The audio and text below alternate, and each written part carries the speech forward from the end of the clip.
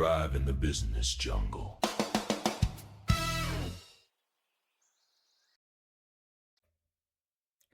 Welcome back to Digital Leadership Lessons from Survival Training. I'm Florian Kneubühl, Project and Program Manager, Survival Trainer, and someone who knows this. The most dangerous wilderness isn't the forest. Sometimes it's the meeting room. Imagine this. You're in the desert. The sun is beating down. You need water, now, not tomorrow. Ahead of you lies a town. Houses, streets, a saloon. You get closer, and then you realize, not a soul, not a sound, just a sign hanging from a single chain, swinging back and forth in the wind, making a noise that sends shivers down your spine. A tuft of thistle brush rolls along the empty street. You're in a ghost town, and you desperately need an answer.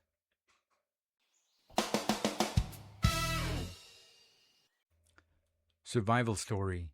The ghost town as a threat to survival.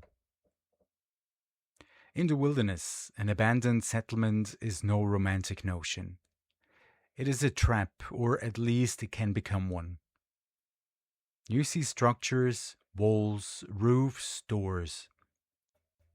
You think you'll find shelter, direction, resources, but the structures are empty. What remains is the shell, not the life. And the most dangerous thing about it isn't the emptiness itself. It's what lurks behind the shell, invisible until it strikes. You seek shelter under a roof that no one has checked for years. You don't realize it has holes until the rain comes. Then you're not sitting in the shelter, but soaked through in the cold of the night with wet clothes that are drawing the warmth from your body. Hypothermia begins just like this. Not dramatically, but insidiously in a shelter that promised you safety. You breathe the air in a room that hasn't been ventilated for years. Damp that has settled in the walls, black mold that has spread unseen. You don't notice it immediately, but every breath weakens you hours later, days later, when you're long since somewhere else and no longer understand why you're lacking energy. You lean on a beam that still looks sturdy, but nothing in this place has ever been maintained. Wood rots from the inside. Metal rusts through. Stone loses its grip. What looks like a support is in truth a trap. Just waiting for the moment when you rely on it. A collapsed ceiling, a giving way floor, and in seconds, a shelter becomes a death trap. In survival, there is one ironclad rule. An empty structure is worse than none at all, because it holds you back. It deceives you. It makes you believe you found help, whilst in reality it soaks you, poisons you, or buries you beneath it. And by then, it's often too late to turn back in time. Business story. The ghost town manager. I've experienced this ghost town, not in the desert, but in an open plan office, on a steering committee, in a transformation program. It was a program that urgently needed a decision. Not a big one, not a revolutionary one. A clear, grown-up yes or no decision from someone who bore the responsibility. We wrote emails. We prepared documents. We requested meetings. We waited and waited. On paper, the decision maker existed. He had a title, an office, a diary. He spoke in meetings loudly, convincingly, using grand words. When nothing was at stake, he was present. When it came to visions, strategy, and the future, he was the first to speak up. But when things got critical, when the program needed a change of direction, when the team was left in limbo, when time was running out, then there was silence. Then you heard nothing more. His diary was full, with other things. Emails went unanswered, or were replied too late, or evasively. The door stayed shut. The sign hung in the wind.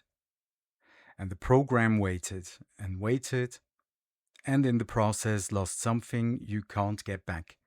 Time, trust, momentum. But the real danger only became apparent later, in what this ghost town left behind. There was the hole in the roof. We'd believed we were protected under his leadership, a name on the organizational chart that stood for guidance. But when the first crisis struck, the first headwind from another department, it became clear the protection had never been there. We stood unprotected in the rain of a dispute for which we had relied on his backing. Soaked, chilled, alone, because the structure that promised us protection had been porous from the very start. There was the black mold. Nobody saw it at first, but every unanswered email, every postponed meeting, every evasive reply took hold. In the team's morale, in the stakeholders' trust, in the energy of the people who tried every day to keep the program alive. Weeks later, we realized the exhaustion, the irritability, the creeping resignation of individual team members. This was no coincidence. It was the toxic atmosphere that had taken root within the walls of this ghost town, invisible until it had hollowed us out from within. And then came the collapse. We had relied on him as a point of escalation, as a last resort when all else failed. No one had ever maintained that support, never checked whether it was still bearing any weight at all. When we relied on it during that crucial meeting, it gave way. No decision, no backing, no response. The ceiling came crashing down, not on him, but on the team that had acted in the belief that it was still sound. An empty leadership structure is worse than none at all, because it holds you back, it deceives you, it makes you believe you have leadership, whilst in reality, it soaks you through, poisons you, and in the end, buries you beneath. And by then, it's often too late to turn back in time. Turning point. What I've learned in these moments is uncomfortable, but it's true. Management by ghost town is not a weakness born of being overwhelmed. It is often a strategy. Those who never make decisions can never be wrong. Those who make themselves scarce remain elusive. Those who become invisible in a crisis bear no responsibility, at least not immediately, not visibly, not directly. The ghost town leader has learned presence is a risk. Decision-making leaves you open to attack. Absence is protection. But that is precisely the fallacy. For the ghost town protects no one. It merely destroys more quietly. The hole in the roof does not harm the one who ignores it. It harms those who have sought shelter under that roof. A manager who keeps a low profile does not get cold themselves. After all, they are not standing out in the rain, but the team is standing there, unprotected, soaked, in a cold for which they are not to blame. The black mold does not spread in the manager's office. It spreads throughout the team, in their morale, their energy, their culture. Absence does not leave an empty space. It leaves a poisoned one. Every unanswered question, every evasive answer is a spore that takes root long before anyone sees the damage. And in the end, the collapse does not affect the manager who has ducked out of the way. It affects those who relied on them. Those who shirk responsibility do not make the risk vanish into thin air. They shift it onto the shoulders of others. The team bears the brunt of the collapse, not the one who never maintained the support beam. That is the moment when leadership ceases to exist, even if the title remains, even if the office still exists, even if the sign still hangs on the saloon. A ghost town looks unchanged from the outside. The facade continues to deceive, but inside it has long been empty. And anyone seeking shelter there pays the price for a sense of security that never existed. Because leadership is not a position. Leadership is presence when things get tough. And absence is never neutral. It merely shifts the damage onto someone else. Business application. How do you recognize a ghost town? A ghost town in business always shows the same signs. You learn to spot them early on if you know what to look for. The first sign: decisions fizzle out. You ask for an answer, it doesn't come. Or it comes as a counter question. Or as a reference to someone else who ought to be making the decision. Responsibility shifts and finds no foothold anywhere. That's the hole in the roof that no one has spotted yet. From the outside, the roof looks intact. Only when the rain comes, when you're really relying on that decision, you realize that nothing is protecting you. The second sign: presence without substance. The manager is in the meeting, but not really there. He nods. He comments. He asks questions that aren't really questions. He leaves no trace. After the meeting, nobody knows what was decided, because nothing was decided. That's the black mold on the wall that you mistake for a shadow at first glance. You see something, but it isn't what it seems to be. A presence without substance feels harmless at the time. It's only the accumulation of these empty meetings that reveals just how much damage has built up. The third sign: talkativeness in safe moments. When nothing is at stake, he talks a lot. About strategy, about culture, about values, about everything that cannot be measured. As soon as things get concrete, as soon as a figure, a deadline, or a consequence is on the table, he falls silent. This is the support beam that only reveals whether it can bear weight when under load. As long as no weight is resting on it, every beam looks solid. The fourth sign: responsibility in the rear view mirror. When things go well, he was there. When things go badly, he wasn't informed. The ghost town manager is always the first at the victory ceremony and the first to be elsewhere when things go wrong. That is the moment of the collapse itself. The ceiling comes crashing down, but not on him. He was no longer standing beneath it when it gave way. Recommendation for action. What do you do if you find yourself stuck in a ghost town? Firstly, recognize it early on. The signs are always there. Read them before you've invested too much time, energy, trust, or capital. A town doesn't suddenly become a ghost town. Check the roof before you stand beneath it.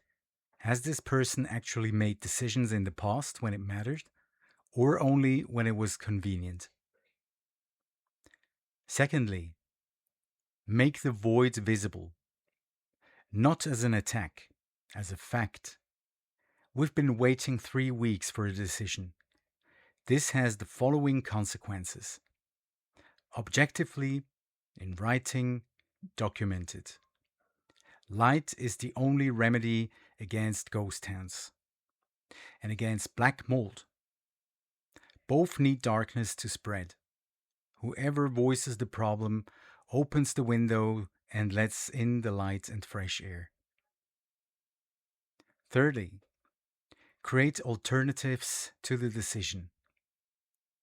If no one decides, decide within the scope of your authority and document why. Those who act when others remain silent take on a leadership role, even without a title. Build your own roof if the existing one is leaking. Fourthly, protect your team from the void. The most dangerous thing about a ghost town isn't what it does to you. It's what it does to your team. Indecision is toxic. Like black mold, it slowly but surely erodes motivation, trust, and direction, long before anyone realizes what's happening. Your job as a leader is to provide clarity, even if it doesn't come from above. Air out the room before something takes hold that you can no longer undo. And fifthly, the most important thing, never be a ghost town yourself. Be there when it hurts. Make decisions, even if you might be wrong.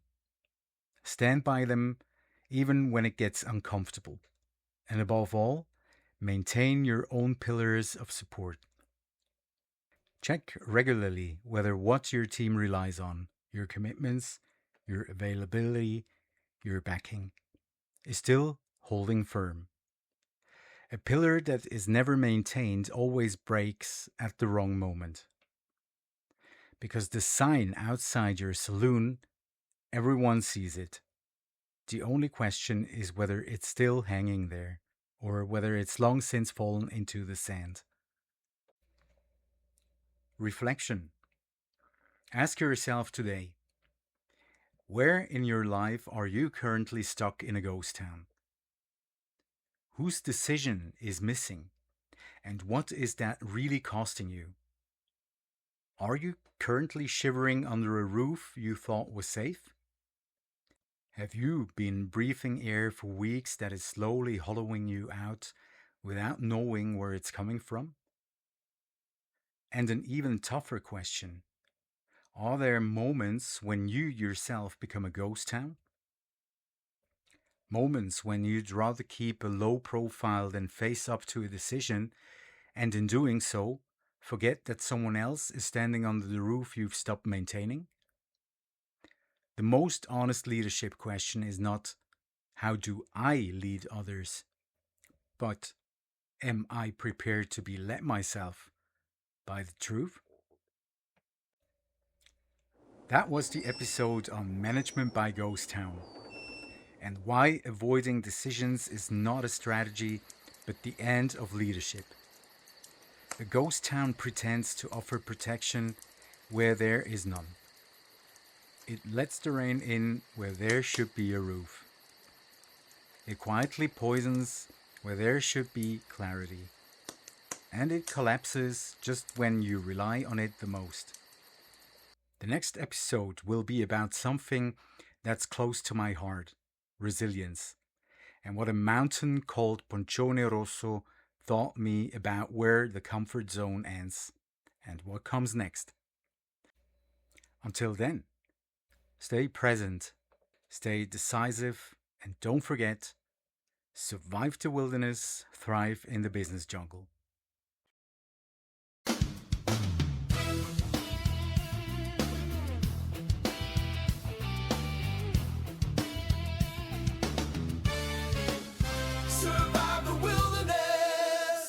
Thrive in the business jungle.